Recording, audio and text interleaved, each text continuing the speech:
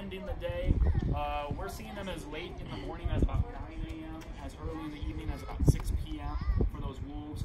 Bears, they will kind of come and go throughout the day. We've been seeing them even around noon. Now, even with those bears, while you have your best chances of seeing them in the valleys, you can see them throughout the entire park. Just last week, we had a grizzly bear walk right down our bike path here at Old Faithful, so you can't even see them. Watch the geysers with you. So, of course, keep your eyes peeled as you're driving throughout the park. You might be able to see those bears even right along the road or just off the side of the road. Okay. But if you folks are interested, again, in 2 minutes, I'm going to be starting a short little talk all about these animals, talking a little bit more primarily focused on the safety around them, so you can feel free. Of course, it's free to the public. Please say something about the safety around. Absolutely. Of course. So feel free. Until then, feel some of these animals. You can always pull up a bench right here, and we'll get started in just another minute. Sure. Yeah, so this fur here, that's a winter fur of a bison. So of course, this time of year, those animals you'll be seeing are going to look a little bit less shaggy. But as we get into the winter, they have a very, very thick winter coat because we can get about -40 degrees Fahrenheit. Coming into the spring, they're rubbing up against trees, giving themselves a nice summer haircut. Right, so these are both dog species, both canines. This is a coyote. So one of the most commonly seen dogs in the park. This one is our largest dog, the wolf. Yes, gray wolf. Dog. Wow. How many animals one year to die? How many animals die in the year? Yeah, the 1 year the car to car. Okay. For those bison, of course, this time of year, they're fighting a lot for that breeding season, and we'll see them die throughout the year with how many bison we have. We have over 4,000 buffalo here in Yellowstone. Very few of them actually die. So far, we've had at least 10 that we know of die from that breeding behavior, from that headbutting. So we'll see maybe a dozen or so, maybe 2 dozen throughout August, which is really their breeding season, die from that. But that means it's great for the bears and wolves. Now, from one dead bison, they can grow to be about 2,000 pounds. From one dead animal, they can feed several grizzly bears. They can feed a pack of wolves for up to a week. Okay. So they feed a lot of animals just from one bison falling. One bison. And this is really the best time of year for those animals to actually get a bite of bison, because with how big and strong those animals are, it's not very easy for wolves to take them down. It's even harder for bears to take them down. Bears usually will scavenge. They would much rather chase away some wolves and steal what they hunted rather than hunt themselves. Wolves are mostly hunting elk, of course, a little bit smaller, a little bit lighter animal, of course, still can be very dangerous. We have had wolves die from an elk kick to the face. Of course, it is very dangerous to be a wolf or a bear out here in the wild. Well, welcome, ladies and gentlemen. How are you folks all doing today? Very nice. Great. It's a beautiful weather day. Couldn't ask for much better. Now, have you folks been lucky seeing any geysers erupt? No, not yet. That would be the first eruption we would see. Perfect. Well, of course, our next prediction in about 30 minutes. 4:32 is our next prediction for Old Faithful, plus or minus 10 minutes.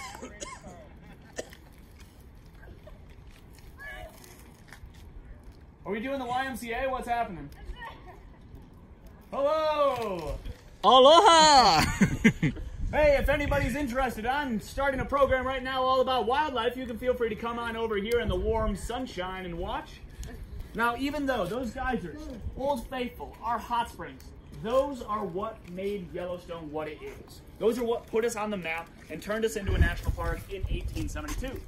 Despite all of that, there's a lot of other things to come out and experience Yellowstone for. Of course, a lot of people like to come out and see our wildlife. And that's what I'm going to be talking about over the next 15 to 20 minutes. About a lot of these animals you might be able to see or maybe have already seen in Yellowstone.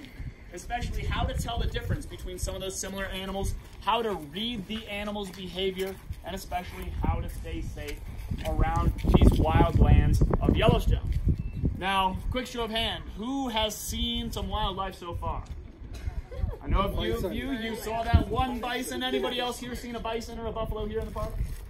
Absolutely. How many have you seen? How many bison?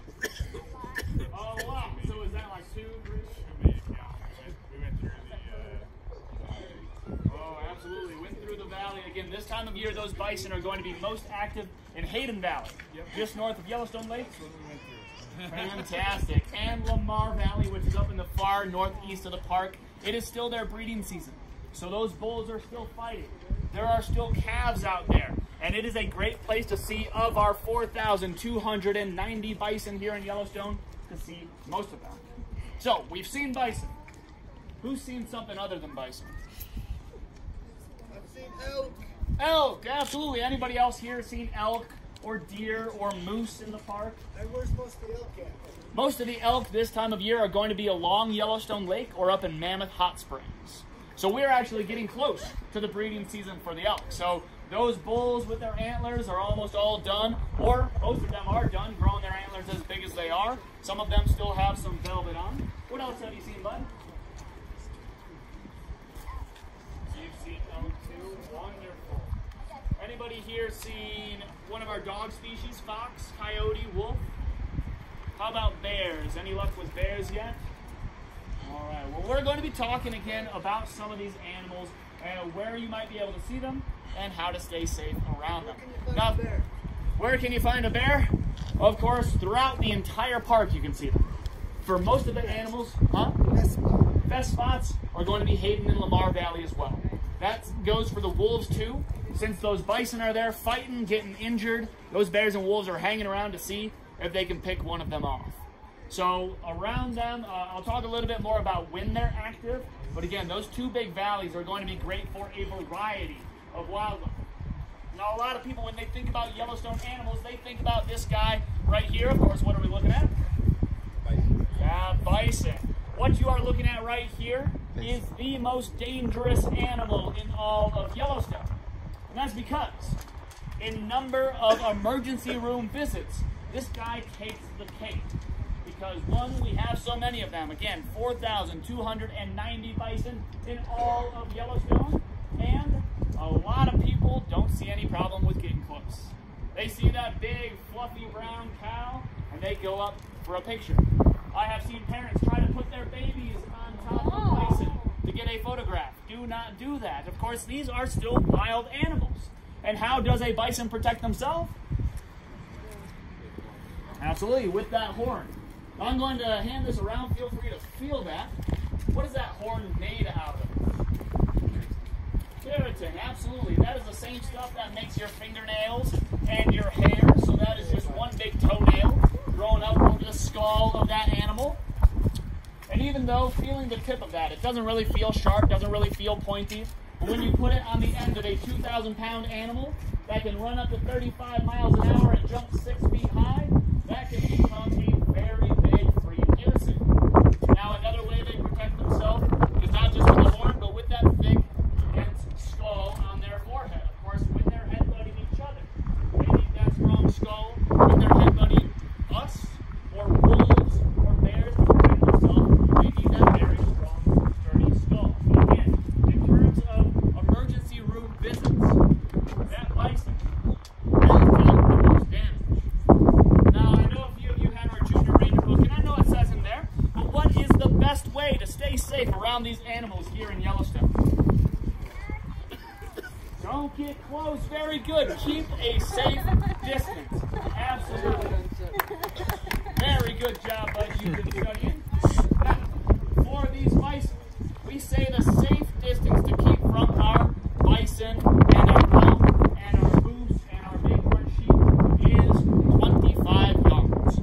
Now, those of you who have already seen some of these animals, it's not always easy to look at that bison and think to yourself, I am safely 25 yards away. So I have a little trick up my sleeve. The next time you see a bison or an elk or a moose here in the park, I want you to do something for me. I want you to close one eye, wink at that animal, and give it a little wave. Hold up 4 fingers and try to block that bison out behind your hand. And if you can't see that bison behind your 4 fingers, that's about a safe distance. That's about 25 yards from that perspective. So we say 25 yards or a hand, 4 fingers away from those bison. But even with keeping that distance, you can still watch that animal and get a pretty good idea of how that animal is feeling.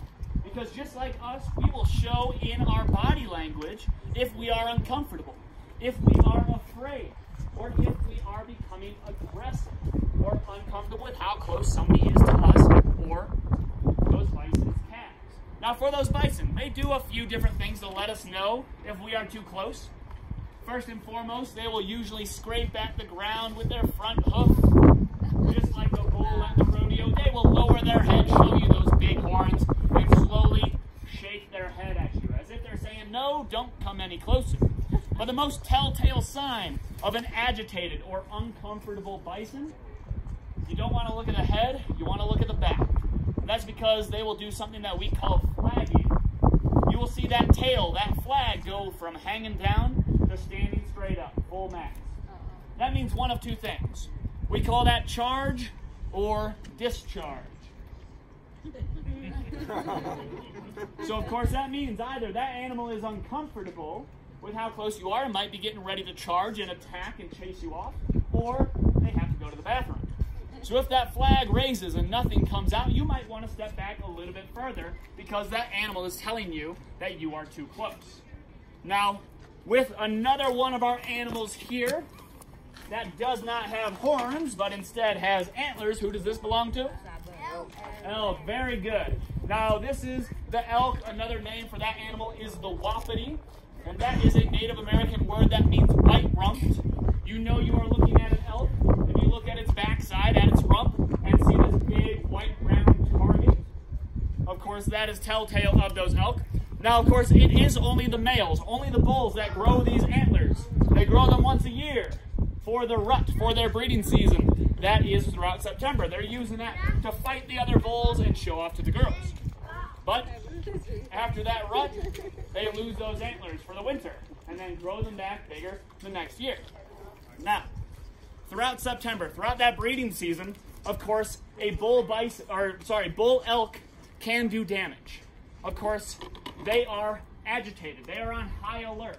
They are fighting all of those other bulls, and if we get too close, we might be seen as a threat, and they might headbutt us. But of the elk, it is not the bulls with the antlers that are the most dangerous. Instead, it is the cow elk, the females, the mothers. Now, of course, earlier on in the summer, when we have all of our calves being born, that is the most dangerous time of year to be in Yellowstone National Park. We see a lot of our elk right now throughout the lake area, all along Yellowstone Lake. We can see them throughout Hayden Valley once the bison move out of there. We see them up in Mammoth Hot Springs especially. And they protect their babies a little bit different than the bison do. Now, if you get too close to a bison calf, or if a pack of wolves is coming in after a bison calf, or a bear coming in after a bison calf, those bison are going to surround their calves. They're going to push them to the middle of the herd and back them away and show them those nice big horns. But with elk calves, you won't even know that you're close. Elk protect their babies by hiding them, and they are very, very good at hiding those babies. That means those rangers that live up in Mammoth Hot Springs, when they leave their house in the morning, they need to look under the porch, around the side of their house, behind the car, under the boardwalk, because that calf could be hidden anywhere. We have already had 2 hospitalizations because of female elk. And both of those were completely by accident. It was not because people getting too close to take a picture. They just didn't know that the calf was hidden nearby. And when they accidentally got too close, that mother charged them, got up on her hind legs, and swatted with her front hoof. Of course, very hard and very sharp. And again, led to emergency room visits. Now, elk, similar to bison, will show you in their body language if they are uncomfortable. Now, similar to bison, those elk will still scrape at the ground with their front hoof. But the most telltale sign of an agitated or afraid elk is they will hold their head high, stand up as straight and tall as they can, show you that big shaggy neck, and they will stare you directly in the eye. Now, if you see an elk or a herd of elk standing straight up looking right at you, that means you are a little too close to them or their babies. You need to back away. Again, 25 yards or 4 fingers away from those animals. Now, of course, even though those elk and those bison are considered the most dangerous animals in Yellowstone, we do have a lot of other types of animals, namely our predators. Now, right here, I am holding 2 different pelts from some of our dog species, our canines here in the park. We do have 3 different dogs in Yellowstone, the smallest of which is the red fox. Now, we do tend to see fox a lot here in Yellowstone. They tend to be more active later at night. They're not strictly nocturnal, but we do see them a lot after the sun goes down. That's when they tend to be out and active hunting. Of course, with a fox, they will have a distinctly orange or reddish coat, sometimes with splotches of black or silver mixed in. What about this guy? What dog is this? Coyote, absolutely the most commonly seen dog in the park, and that is because we have so many coyotes, and they are what we refer to as opportunistic omnivores. That means, of course, omnivores. They will eat meat, they will eat plants. Opportunistic, they will eat anything they can get their paws on. They're just as happy to go down to the riverside and grab a duck or a trout, just as happy to jump on the burrow of a mouse, just as happy to eat seeds, berries, and grass. Just last winter, we had a couple coyotes come into our back lot here and run off with a snowmobiler's helmet. That tells me they're being safe on their snowmobiles. But again, those animals will grab anything they can get their paws and jaws on. Now, slightly different is this dog. Of course, the largest dog in Yellowstone, the gray wolf. Gray wolves are strict carnivores. They are out there primarily hunting elk. This time of year, they are also taking down, or at least trying to take down, bison, which means this time of year, a great place to spot these wolves are up in Hayden Valley and Lamar Valley. Now, the thing about wolves is they tend to be more active on the outskirts of the day. We see them early in the morning when the air is cool. We're seeing them active as late as 9 a.m. We're seeing them active as early as 6 p.m. in the evening as the air cools off and the sun starts to set. They're getting out there and beginning to hunt. If you're ever out in one of those large valleys hoping to see wolves, look for 2 different things. Keep your eyes on the bison or elk herds, the ones that have calves. If they start bucking up and running around and becoming agitated, something's probably pestering them. Or look for people pulled over with binoculars. That's a telltale sign that there might be wolves around. Now, our current count for wolves are 85 throughout all of Yellowstone between our 11 packs.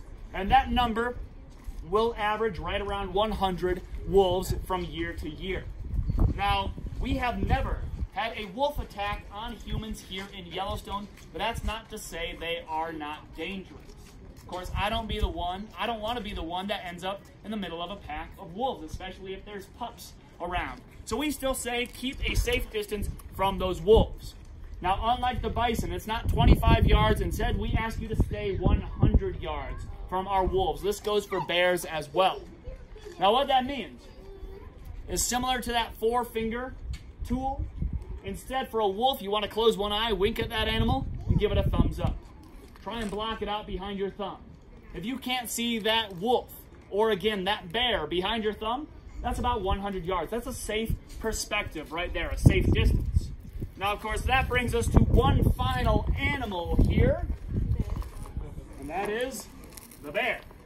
Of course, we have 2 different types of bears here in Yellowstone. We have black bears and grizzly bears, absolutely. Now, for these animals, we do have a lot of both, but they tend to live in slightly different areas of the park.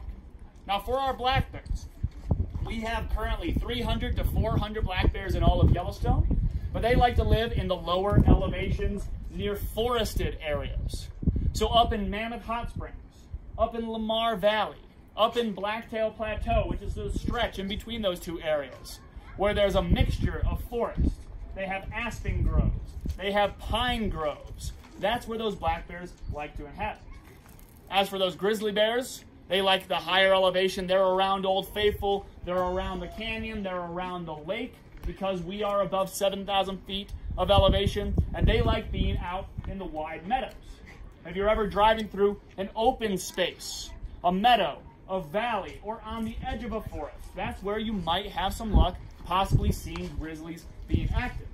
Now, of course, with both of these animals, there's a lot of similarities between them, but there's also a lot of differences.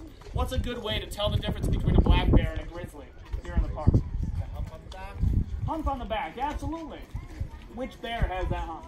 The The grizzly, very good. One of the best ways to tell the difference between these bears is to look at their shoulders, because a grizzly bear will have a big hump of back muscle, and that allows them to tear open logs, roll over rocks, looking for something good to eat. Those black bears don't have that hump. They have a flat shoulder, and instead their rump, their backside, is actually taller than their shoulders. So if you notice, when you're looking at a bear, you want to ask yourself the question, does it have a hump or does it have a rump? Because if it has that tall, muscular shoulder hump, that's a grizzly. If it has a taller, rounder rump, then that's a black bear. Other things you can look for, you can look at the face. If you can see the head, you can look at the ears. Those black bears have tall, pointed, I think of them kind of like Mickey Mouse ears standing up tall from their head. And those grizzly bears have shorter, rounder, more fuzzy, kind of teddy bear ears. A lot of people will look at the size. Of course, a grizzly bear is bigger. A full-grown black bear here in Yellowstone can stand on its hind legs up to 6 feet tall, weigh up to about 450 pounds. That is a big, big animal. But those grizzly bears can stand closer to 8 or 9 feet tall on their hind legs, weigh up to 700 pounds, the weight of a grand piano. That is a much, much bigger bear. But it's not always easy to tell just based on the size alone if you're watching from that safe distance. Some people look at the color. Of course, black bears should be what color? Black. Grizzly bears are what color? Brown, absolutely. You are mostly right. Of course, most of our black bears are black. Most of our grizzly bears are a dark brown. But for those black bears, we do have several that we call cinnamon black bears. They are actually brown, some that are even blonde in color. And I saw a grizzly bear last year that was completely black, and it had a white face. Had white fur around its eyes. So sometimes looking at the color isn't always easy to tell. So again, look for that hump, or that rump, or those ears. Now, of course, these animals are not out here trying to eat us. They are out, this time of year, they might be eating bison meat because those bison are dying from their breeding season. They might be catching fish out of the river certain times of the year. Most of the time, they're eating berries, grasses, roots, or bugs. Of course, we are not on the menu. But they can be dangerous because these, again, are wild animals. They are called territorial, which means they are protective of their home, their territory. They are protective of their cubs, their babies, and they are protective of their food. Now, if we accidentally get too close to one of those three things, that might bring about trouble. Now, I mentioned before, this is the home of those animals. It is our national park to come out and enjoy things like Old Faithful, but it is the home of all of our wildlife here, and they let us know it. Just last week, we had a grizzly bear come right down along our geysers in Old Faithful area. So what happens if you're out there hiking in the forest with your family? If you're out there walking and seeing the geysers, you round the corner and there's a bear right there. What do you do? Bear spray. Okay, so first and foremost, of course, you don't want to run up and just bear spray anything. But of course, first and foremost, you want to stop in your tracks, back away slowly, try and put that safe space between you and the bear. Most of the time, that bear wants nothing to do with you. It's doing bear things as it does best and won't even pay any attention to you. Now, you do not want to run. These bears can run up to 35 miles an hour. Try as I might, I can only run 34. I will never win a race against a bear. So never try to outrun a bear. But yes, if that bear, if you accidentally got too close to that cub, or that home, or that food, and that bear is becoming aggressive and coming towards you, either maybe out of curiosity or maybe out of aggression, these grizzly bears will actually do something that we call a bluff charge. And that's when they run right at you and go off to the side. They're not trying to attack you. They're not trying to hurt you. They're trying to scare you out of the area. But if that bear is coming at you either at a charge or slowly, that's when bear spray comes in very handy. You'll notice I am carrying bear spray even around the visitor center here. This is a marvelous way to let those bears know that you are nothing it wants to mess with. But I will say, this is not real bear spray. I am not going to really bear spray any of you, but if a bear is coming towards you, a lot of people don't like to hear this, but the closer the bear is, the better. This works at about 10 to 15 feet. If that bear is coming at you, you want to aim low, of course, remove that safety cap, aim low, and spray in a figure-8 pattern. That is going to be the best way to get that cloud in the face, in the eyes, in the nostrils of that bear and scare it off. Let it know you are nothing that it wants to mess with. But what happens if you've been out hiking all day long, you've run into 100 grizzly bears and you are fresh out of bear spray. I call that a bad day. What do you do if another bear comes towards you? Maybe yelling at the bear. What did you say over here? Stand still. Maybe stand still. So this is why it's very important to know what kind of bear you're looking at. Because if it is a black bear versus a grizzly bear, you actually behave differently. If it's a black bear, a little bit smaller, a little bit more shy, a little bit more timid, you can make a lot of noise, wave your arms, jump up and down, make yourself seem bigger and louder than you are. That black bear is going to size you up and down, realize it wants nothing to do with you, and get out of the area. But those 700-pound grizzly bears are a little bit more confident in themselves and their ability to win a fight. So making yourself seem big to a grizzly bear doesn't really work. That's when we say to play dead. Now, that doesn't mean you want to roll back your eyes and flop out your tongue. Instead, we tell you to lay down flat on your belly, on your stomach. You can leave your book bag on, cover your neck with your hands. Now, I will say we will be keeping an eye on Old Faithful. We're seeing a little bit of pre-play splashing here, and I'll be wrapping up in just about 2 minutes. That is the safe position. Again, flat down on your belly, cover your neck with your hands. This has proven very effective in the past, even though it is kind of that last-ditch effort. Very rarely does it come down to that. We're going to watch Old Faithful because it looks like it might be getting ready to go a few minutes early. Thank you. Of course, the best way to stay safe around these animals is to never even encounter them too close while hiking. That's why we say to hike in groups. Hike with your friends, hike with your family because, of course, there's safety in numbers. But also, what do you do when you're out hiking with your friends and family?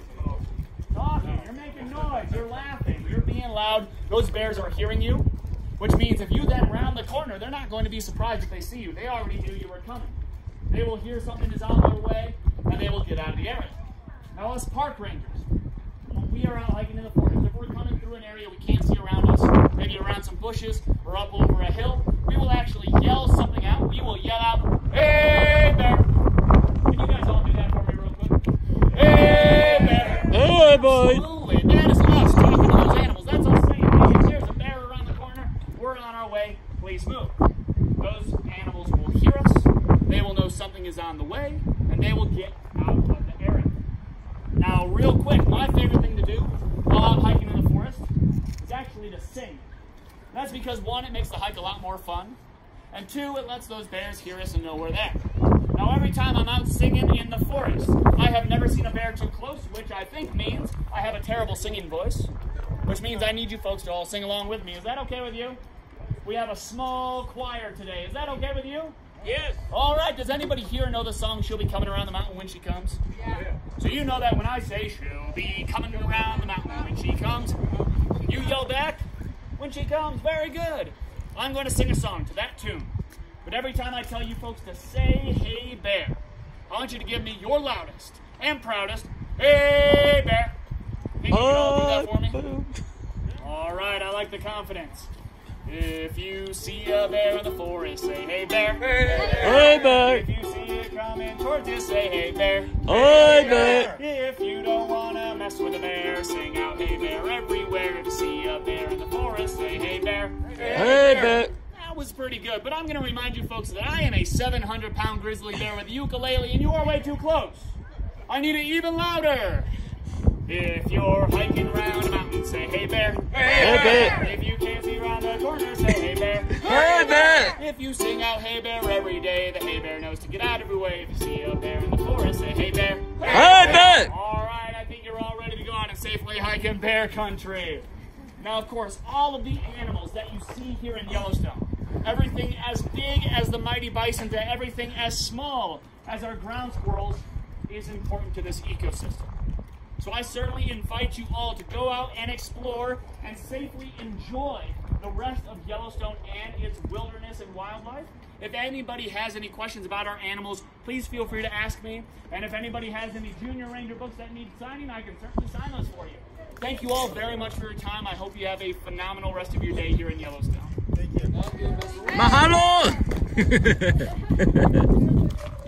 Hello there. Do you need your book signed? Absolutely. Now, have you seen a lot of cool things here in the park?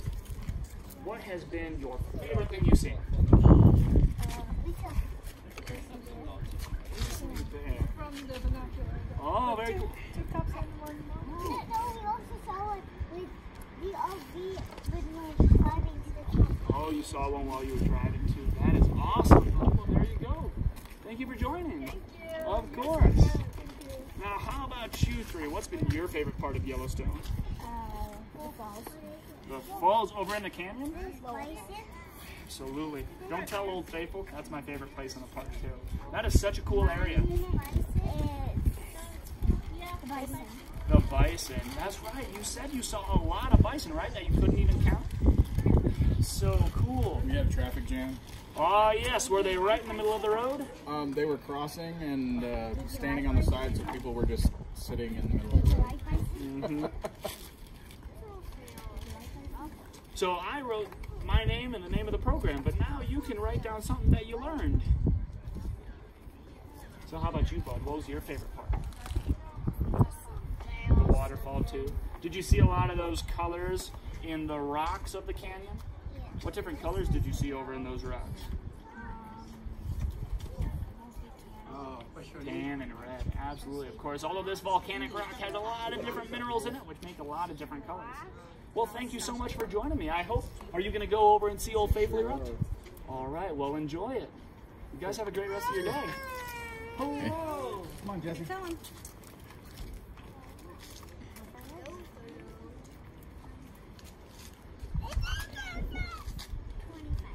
25 yards, very good. So what's been your favorite animal you've seen so far? Cats. Cats? You saw some cats out there? What's your favorite so far? You like the ravens? Ravens. Those are We cool. don't have big birds like that. Those are the smartest animals in the park, or one of the smartest. They're smarter than me most of the time. They know how to unzip book bags. They know how to open up Velcro. If you leave the windows down near your car, they're going to come in, rummage through, and look for something good to eat. They're very, very smart animals. Cool, huh? Well, thank you so much for joining today, guys. Yeah. Yeah, we just got the end of Kind it. of caught the end of it. Absolutely. Well, hey, that's okay. We caught hay bear. There you go. Now you can put that to use. Right? Thank you for teaching. Oh, you're very Yeah. welcome. Yeah, may you write down your name for me? Absolutely, of course. I'm around the world. So Oh, wow. Yeah, I see. it's Montana is my 46th state. Wow. Around China, around American. So where are you traveling from? I'm travel from this trip. This trip from the Fort Worth, here. Okay, yeah. Yeah, Texas. And this month I want around 40 state. Wow. That is quite the road trip. That is awesome. Thank you. You're very welcome, sir. It was great talking to you. Yeah. I hope you have a good rest of your trip. Yeah. Thank you. Have a great wonderful day. Yeah. You too.